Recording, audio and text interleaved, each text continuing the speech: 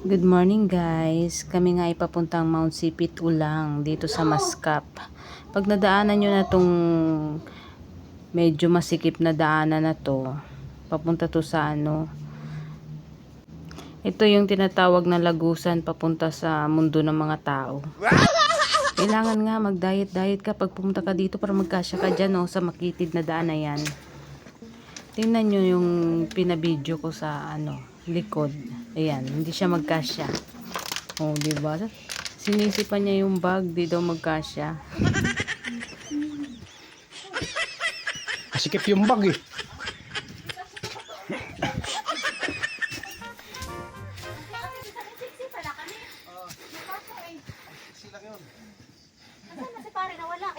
Masikip yung bag.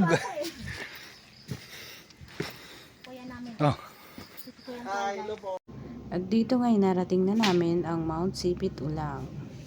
Ang haba ng pila, di ba? May